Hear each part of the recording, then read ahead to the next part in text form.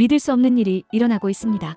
언어학계의 충격적인 발견이 등장했습니다. 세계 최고의 문자로 인정받던 한글을 뛰어넘는 새로운 문자 체계가 발견되었다는 소식입니다. 언어학자들은 분석에 분석을 거듭하며 연구실에서 밤을 새우고 학술지는 특별호를 연이어 발간하고 있습니다. 그중 이 신비로운 문자의 효율성은 단연 독보적입니다. 이 문자를 배우기 위해 세계 각국의 언어학자들이 연구에 매달리는 모습, 지금 학계에서 벌어지고 있는 일입니다. 도대체 이 문자는 어떻게 한글의 아성을 무너뜨렸을까요? 한글의 과학적 우수성에도 불구하고 왜 이 새로운 문자가 세상을 놀라게 한 걸까요? 오늘의 이야기를 들어보시면 그 충격적인 진실을 알 수 있습니다. 잠깐 5초면 됩니다. 이 이야기가 마음에 드셨다면 좋아요와 구독, 꾹 알림 설정도 해두시면 더욱 유용한 이야기를 받아보실 수 있어요. 댓글로 여러분의 생각도 꼭 남겨주세요. 이야기 시작합니다. 안녕하세요. 저는 제이콥 밀러라고 합니다. 23살의 미국인 언어학도이죠. 어릴 때부터 문자에 사로잡혀 문자광이라는 별명도 얻었어요.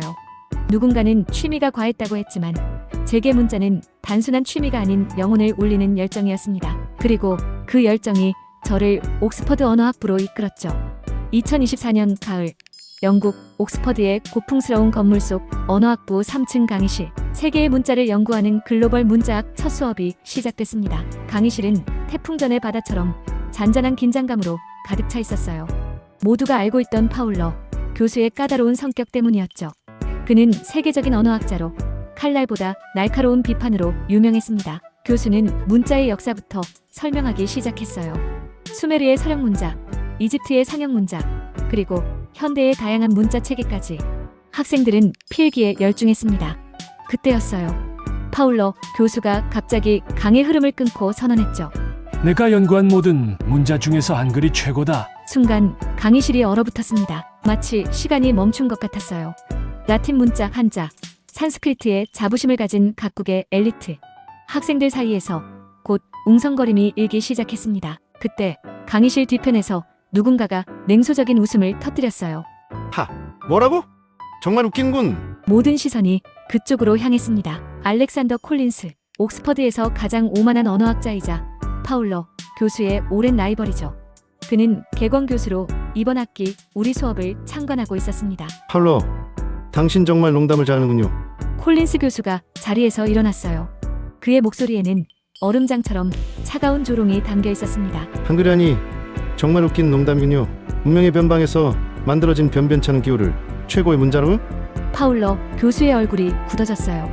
하지만 그는 침착하게 대답했습니다. 알렉산더, 당신의 의견도 존중합니다. 하지만 이건 농담이 아니에요. 콜린스 교수는 강단을 향해 걸어 나왔습니다. 그의 걸음걸이에는 자신감이 넘쳤어요. 학생들에게 잘못된 정보를 주는 건 학자로서 옳지 않습니까? 한글은 그저 중국 문화권의 변방에서 만들어진 조잡한 모방품에 불과해요. 진정한 문자라면 오랜 역사와 깊이가 있어야 합니다. 라틴 문자, 한자, 아랍 문자, 이런 것들이야말로 진정한 문자죠. 강의실은 팽팽한 긴장감으로 가득 찼습니다. 파울러 교수는 깊은 숨을 내쉬었어요. 여러분, 오늘의 논쟁은 이것으로 충분합니다. 이번 학기 과제로 자신이 생각하는 최고의 문자에 대해 연구하고 발표하기 바랍니다. 콜린스 교수님도 우리의 발표를 평가해 주시면 좋겠군요. 그런데 파울러 교수가 마지막으로 한 가지를 더 덧붙였습니다. 그리고 학기 말에는 세계 언어학회가 주최하는 문자 올림피아드가 열립니다. 가장 뛰어난 연구를 한 학생은 저와 함께 옥스퍼드 대표로 참가하게 될 것입니다. 콜린스 교수의 눈이 반짝였어요. 재밌군요. 그 대회에서 한글이 과연 어떤 평가를 받을지 기대되는군요. 제 제자들도 참가할 예정입니다. 그들은 한글보다 훨씬 우수한 문자들을 연구하고 있죠. 수업이 끝난 후 저는 콜린스 교수에게 다가갔어요. 교수님, 저는 제이콥 밀러입니다. 미국에서 왔고 라틴 문자에 자부심을 가지고 있습니다. 한글이 정말 그렇게 열등한 문자인가요? 콜린스 교수는 냉소적인 미소를 지으며 말했습니다. 어린 친구, 한글은 그저 정치적 도구에 불과해. 진정한 학문적 가치가 없지. 그런 것을 연구한다고 시간 낭비하지 할게. 자기가 미국이냐면 더더욱 자네 나라의 위대한 업적을 찾아보는 게 어떻나? 그의 말은 저를 자극했어요. 저는 다음 수업에서 첫 번째로 손을 들었습니다. 교수님, 제가 첫 번째로 발표하겠습니다. 한글보다 뛰어난 문자를 반드시 찾아내겠습니다. 파울러 교수의 눈이 반짝였습니다. 큰 도전 정신이 마음에 드는군요. 밀러군, 기대하겠습니다. 도서관에서 밤을 새워가며 라틴 문자의 우수성을 증명할 자료를 모았습니다. 로마 제국의 확장과 함께 전파된 역사, 알파벳의 단순함과 범용서, 심지어 컴퓨터 코딩 언어까지 대부분 라틴 문자를 기반으로 한다는 점까지 완벽한 발표 자료를 준비했다고 생각했죠. 그런데 우연히 도서관 구석에서 한 오래된 문서를 발견했어요. 세계 문자 체계의 효율성 측정이라는 제목의 논문이었습니다. 저자는 놀랍게도 알렉산더 콜린스였죠. 호기심에 논문을 펼쳐보니 젊은 시절의 콜린스가 다양한 문자 체계의 학습 효율성을 연구했다는 내용이었어요. 그리고 마지막 페이지에서 충격적인 결론을 발견했습니다. 한글은 학습 효율성 측면에서 모든 문자 체계 중 최고의 점수를 기록했다. 그런데 더 놀라운 것은 그 논문이 미완성이라는 사실이었어요. 결론 부분에 붉은 펜으로 수정 필요라고 적혀 있었죠. 이것이 콜린스 교수가 한글을 그토록 혐오하는 이유일까요? 저는 이 논문을 사진으로 찍어두었습니다. 언젠가 필요할지도 모른다는 직감이 들었거든요. 발표 날 모든 것이 예상과 달랐습니다. 파울러 교수는 제 발표가 끝나자마자 질문을 던졌어요. 그리고 제 주장은 한순간에 무너져 내렸죠. 라틴 문자는 발음과 표기가 일치하지 않는 심각한 문제가 있었거든요. 콜린스 교수는 앞줄에 앉아 비웃고 있었습니다. 아마추어의 발표군요. 좀 더 깊이 연구했어야 했는데. 저는 라틴 문자로는 한글을 이길 수 없다는 것을 깨달았어요. 하지만 포기하고 싶지 않았습니다. 다른 문자를 찾아야 했죠. 그때 문득 머릿속에 떠오른 것이 있었습니다. 미국 역사 속에서 찾아볼 수 있는 저의 조국에서 탄생한 문자는 없을까? 며칠 동안 미국 역사 속 문자 시스템을 찾아보다가 드디어 발견했어요. 체로키족의 문자였습니다. 처음에는 단순한 호기심이었지만 점점 더 깊이 파고들수록 놀라운 사실들이 드러났죠. 세콰이어라는 이름의 문맹 원주민이 독학으로 12년 동안 개발한 문자 체계. 그것은 단순한 문자가 아니라 인간 정신의 승리와도 같은 이야기였습니다. 체로키 문자를 연구하면서 또 하나의 놀라운 발견을 했어요. 세콰이어가 문자를 만들던 시기와 한글이 창제된 시기 사이에는 400년의 차이가 있었지만 두 문자 체계는 놀랍도록 유사한 원칙을 가지고 있었습니다. 모두 민중을 위한 문자였고 학습 효율성을 최우선으로 고려했죠. 마치 대륙과 시간을 초월한 정신적 연결고리가 있는 것 같았어요. 저는 밤새 체로키 문자에 대한 자료를 모으고 있었어요. 그때 도서관에서 콜린스 교수와 마주쳤습니다. 아직도 헛된 노력을 하고 있군. 그가 제 책상 위의 자료들을 내려다보며 말했어요. 체로키 정말 전형적이군. 이건 문자가 아니라 그저 그림일 뿐이야. 교수님, 체로키는 정말 놀라운 문자입니다. 제가 반박했어요. 세콰이어는 문맹이었지만 자신의 민족을 위해 문자를 만들었습니다. 단 몇 년 만에 부족 전체의 문맹률이 0%로 떨어졌다는 기록도 있어요. 얼마나 감동적인가. 콜린스 교수가 냉소적으로 말했습니다. 그러나 진짜 문제는 그 문자가 어디 있는 거다. 지금 체로키 문자를 쓴 사람이 예치해야 되지. 살아남지 못한 문자는 가치가 없어. 한글도 마찬가지야. 전혀 작은 나라에서 만든 것이 어떻게 라틴 문자나 한자와 경쟁할 수 있겠나? 그런데 교수님, 제가 살짝 도발적인 미소를 지으며 말했어요. 혹시 교수님의 초기 연구 세계 문자 체계의 효율성 측정은 어떻게 된 건가요? 거기서 한글이 최고의 효율성을 보였다는 결론은요? 콜린스 교수의 얼굴이 창백해졌습니다. 그는 말을 더듬으며 물었어요. 그걸 어떻게 알았지? 도서관에서 우연히 발견했습니다. 왜 그 연구를 완성하지 않으셨나요? 콜린스 교수의 눈에 분노가 가득 찼습니다. 그건 실수였어. 내 젊은 시절의 미숙함이었지. 지금은 더 나은 연구 방법이 있어. 그리고 내가 분명히 말하지만 문자 올림피아드에서 너와 파울은 완패할 거야. 내 제자 리처드가 새로운 연구 결과를 발표할 테니까. 그는 분노에 차서 도서관을 나갔고 저는 더욱 결연한 마음으로 체로키 문자 연구에 몰두했습니다. 발표일이 다가왔어요. 강의실에 들어서자 모든 학생들의 눈이 저에게 쏠렸습니다. 파울러 교수는 조용히 고개를 끄덕이며 발표를 시작하라는 신호를 보냈어요. 콜린스 교수는 팔짱을 끼고 뒤쪽에 앉아 있었습니다. 오늘 제가 소개할 문자는 체로키입니다. 19세기 초 문맹이었던 체로키족 세콰이어가 창제한 이 문자는 문자 역사상 가장 놀라운 기적 중 하나입니다. 슬라이드를 넘기며 체로키 문자의 특징과 그것이 가져온 변화를 설명했어요. 발표가 끝나자 강의실은 뜨거운 박수로 가득 찼습니다. 저는 긴장이 풀려 안도의 숨을 내쉬었죠. 파울러 교수가 일어섰어요. 훌륭한 발표였습니다. 밀러군, 그러나 한 가지 질문이 있습니다. 그 문자는 지금 살아 있습니까? 순간 제 마음이 얼어붙었습니다. 체로키 문자는 19세기에 큰 성공을 거두었지만 백인들의 동화 정책과 강제 이주로 인해 점점 사용이 줄어들었어요. 현재는 소수의 학자와 부족 어른들만이 사용할 줄 안다는 사실을 알고 있었죠. 아니요. 현대에는 거의 사용되지 않습니다. 체로키어 사용자도 급감하고 있고요. 콜린스 교수가 크게 웃음을 터뜨렸어요.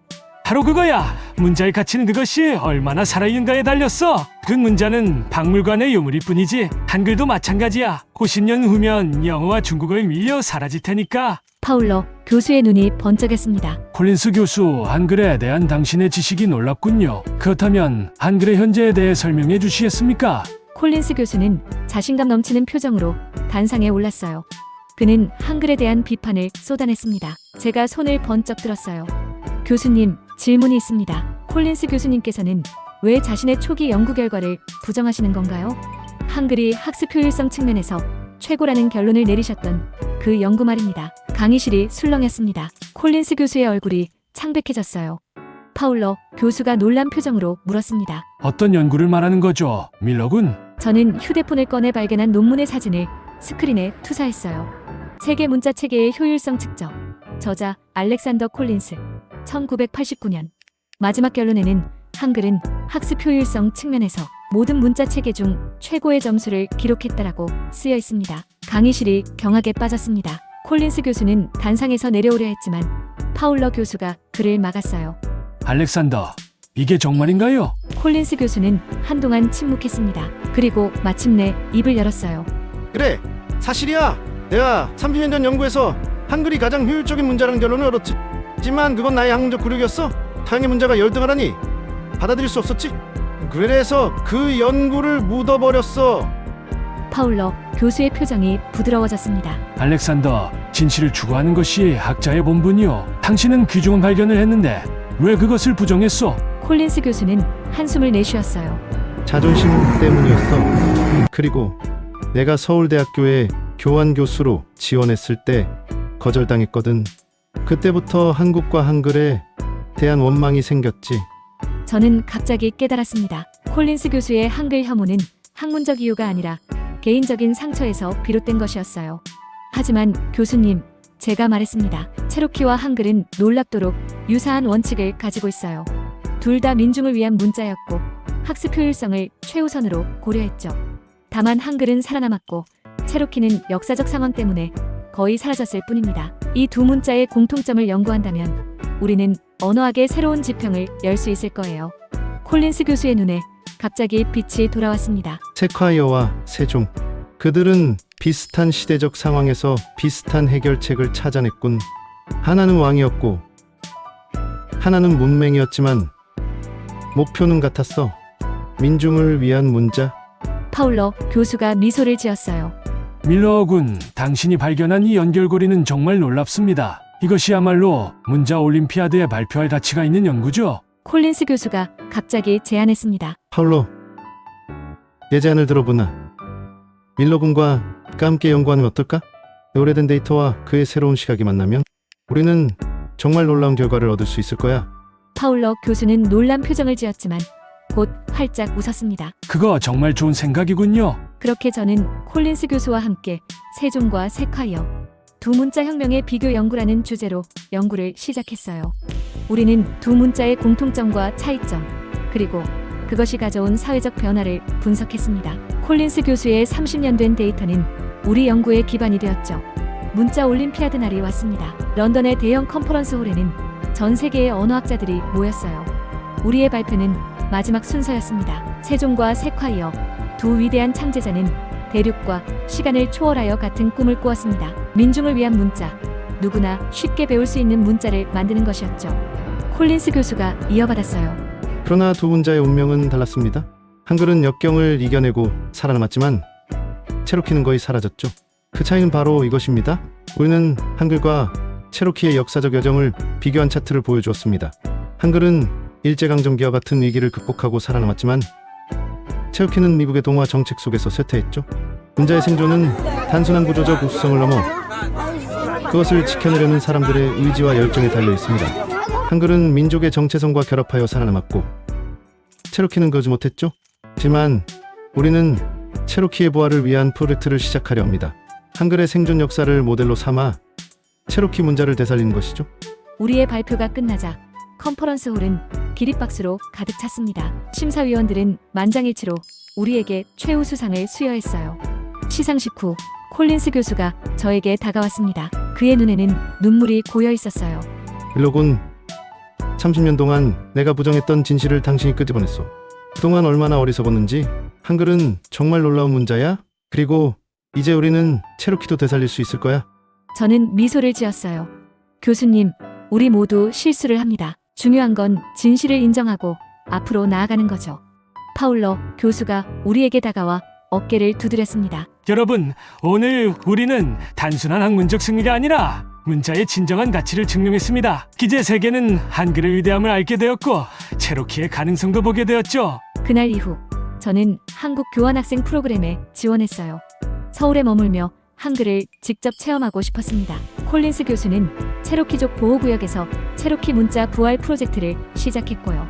서울의 거리를 걸으며 제 눈에는 모든 한글 간판이 영웅들의 기념비처럼 보였습니다. 그것은 단순한 글자가 아니라 500년간의 저항과 생존의 증거였으니까요. 거대한 강의 물결처럼 세월을 건너온 문자. 그것은 단순한 의사소통 도구가 아니라 민족의 혼이었습니다. 지금 저는 세계문자연구소의 소장이 되었어요. 우리는 전 세계의 소수 문자들을 연구하고 보존하는 일을 하고 있습니다. 그리고 그 중심에는 언제나 한글이 있죠. 완벽한 설계와 위대한 생존의 역사를 가진 이 문자는 모든 소수 문자들의 희망이 되었으니까요. 내 책상 위에는 두 개의 액자가 나란히 걸려 있습니다. 하나는 세종대왕의 초상화, 다른 하나는 세콰이어의 초상화예요. 서로 다른 시대, 서로 다른 대륙에서 같은 꿈을 꾸었던 두 사람. 그들의 꿈은 이제 제 꿈이 되었습니다. 모든 사람이 자신의 언어로 자유롭게 읽고 쓸 수 있는 세상을 만드는 것. 그것이야말로 문자가 가진 진정한 힘이니까요.